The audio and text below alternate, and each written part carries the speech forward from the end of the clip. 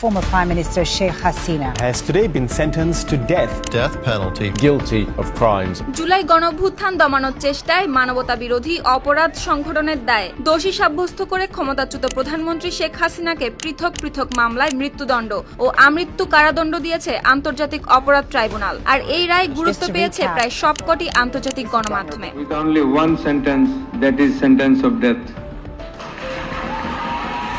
দেড় দশকের শাসক হাসিনা ছাত্র জনতা অভ্যুত্থানে ক্ষমতাচ্যুত হয়ে ভারতে আশ্রয় নিয়েছেন। তিনি বাংলাদেশের প্রথম কোন সরকার প্রধান যার মাথার উপর ঝুলল মৃত্যুদণ্ডের মতো সাজা। Prime Minister Sheikh Hasina guilty of crime. BBC world সোমবার ঢাকার গুরুত্বপূর্ণ মুহূর্ত লাইভ প্রচার করেছে। সবশেষ আপডেটে বলা হয়েছে, নৃশংস বিক্ষোভ দমনের অভিযোগে বাংলাদেশের সাবেক প্রধানমন্ত্রী শেখ হাসিনার মৃত্যুদণ্ডের ঘোষণা। নিউ ইয়র্ক টাইমস বলছে, বাংলাদেশের আন্তর্জাতিক অপরাধ ট্রাইব্যুনাল সাবেক প্রধানমন্ত্রী শেখ হাসিনাকে মানবতা বিরোধী অপরাধ ও বিক্ষোভকারীদের বিরুদ্ধে প্রাণঘাতী অস্ত্র ব্যবহারের দায়ে মৃত্যুদণ্ড দিয়েছে দেশটির আদালত।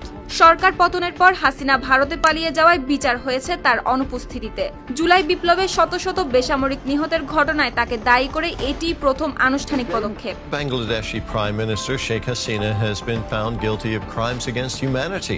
আপনার রুচির সাথে মানানসই স্টাইলিশ সব ডিজাইন থেকে বেছে নিন জংমুক্ত ও long lasting shine basin tap. Fittings shine তো সবকিছু ফাইন। বাংলাদেশের ক্ষমতাচ্যুত নেত্রী শেখ হাসিনার মৃত্যুদণ্ড শিরোনামে সংবাদ প্রকাশ করেছে CNN। সংবাদ মাধ্যমটি বলছে, হত্যার উস্কানি, প্রাণঘাতী অস্ত্র ব্যবহারের নির্দেশ, ড্রোন হেলিকপ্টার হামলা সহ 5টি গুরুতর অভিযোগে শেখ হাসিনা দোষী প্রমাণিত হয়েছে। কাতার ভিত্তিক সংবাদ মাধ্যম আল জাজিরা বলছে, মানবতা বিরোধী অপরাধে শেখ হাসিনার মৃত্যুদণ্ড। ছাত্র বিক্ষোভ দমনে তিনি মাস্টারমাইন্ড হিসেবে প্রাণঘাতী হামলার নির্দেশ দেন। রায়ের সময় ঢাকায় কঠোর নিরাপত্তা দেখা গেছে। Former Prime Minister Sheikh Hasina, she's facing charges of crimes against humanity. বার্তা সংস্থা AFP জানায়, মানবতা বিরোধী অপরাধে শেখ হাসিনা ও সাবেক স্বরাষ্ট্রমন্ত্রী আসাদুজ্জামান খান মৃত্যুদণ্ড পেয়েছেন। রাজসাক্ষী ও সাবেক পুলিশ প্রধান চৌধুরী আব্দুল্লাহ আল মামুন দোষ স্বীকার করায় 5 বছরের সাজা পেয়েছেন। বার্তা সংস্থা রয়টার্সও এই প্রতিবেদন ফলাওভাবে প্রচার করেছে। এতে বলা হয়, ঢাকার ইন্টারন্যাশনাল ক্রাইমস ট্রাইব্যুনাল সাবেক প্রধানমন্ত্রী শেখ হাসিনাকে মৃত্যুদণ্ড দিয়েছে।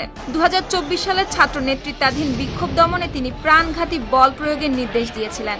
অস্ট্রেলিয়া ভিত্তিক ABC নিউজের প্রতিবেদনে বলা হয়, 2024 সালে ছাত্রদের উপর প্রাণঘাতী অভিযানের দায়ে শেখ হাসিনাকে মৃত্যুদণ্ড দেওয়া হয়েছে। সাবেক পুলিশ প্রধান দোষ স্বীকার করায় মাত্র 5 বছরের সাজা পেয়েছেন। Bangladesh's ousted Prime Minister Sheikh Hasina has today been sentenced to death. British দৈনিক দ্য গার্ডিয়ান জানায়, বাংলাদেশের ট্রাইব্যুনালে 3 বিচারকের প্যানেল মানবতা বিরোধী অপরাধে শেখ হাসিনাকে মৃত্যুদণ্ড দিয়েছে। তিনি জুলাই বিপ্লব দমনে ড্রোন, হেলিকপ্টার ও প্রাণঘাতী অস্ত্র